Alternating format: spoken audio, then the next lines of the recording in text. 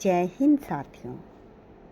आज हमारी वार्ता सावन का रहस्य भाग 4 पर आधारित है, जिसका शीर्षक है क्या सावन में भगवान शिव अधिक कृपा करते हैं या यह हमारी साधना का सर्वोत्तम अवसर है। हर हर महादेव।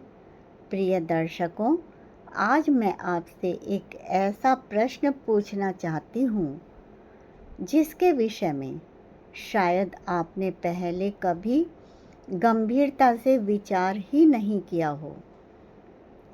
यदि भगवान शिव अनादि हैं, अनंत हैं और सदैव करुणामय हैं, तो फिर केवल सावन का महीना ही इतना विशेष क्यों माना जाता है?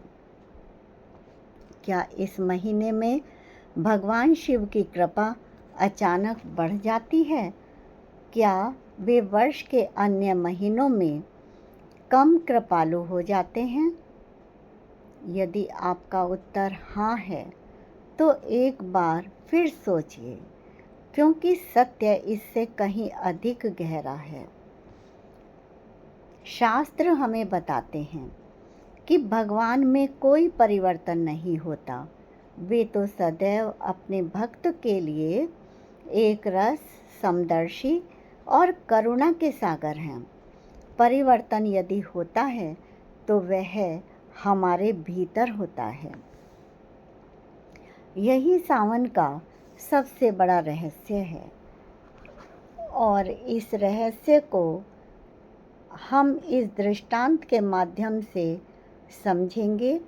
जिस प्रकार सूर्य प्रतिदिन समान प्रकाश देता है, परंतु बंद खिड़की वाले घर में प्रकाश नहीं पहुंच पाता, उसी प्रकार भगवान की कृपा तो निरंतर बरसती रहती है। अंतर केवल इतना है कि सावन का वातावरण हमारी अंतश्चेतना की खिड़कियां खोलने में सहायता करता है।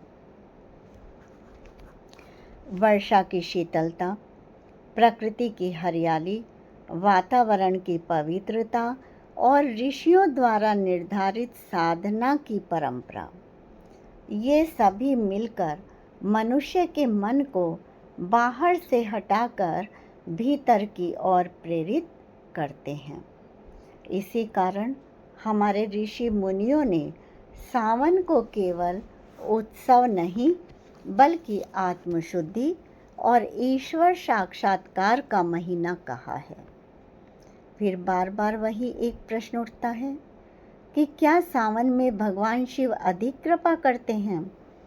तो इस प्रश्न का उत्तर यही है कि भगवान शिव की कृपा तो सदैव समान रहती है, लेकिन सावन में हमारा मन उस कृपा को ग्रहण करने के लिए अधिक सक्षम हो जाता है। यही कारण है कि इस महीने में किया गया जप, तप, दान, ध्यान और शिव आराधना मन पर गहरा छाप छोड़ देता है।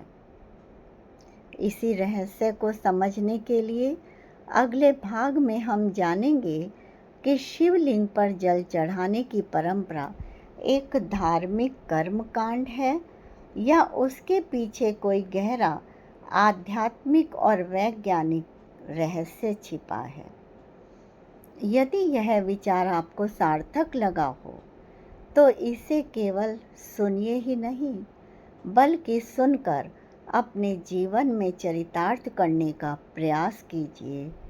हर हर महादेव। राधे राधे।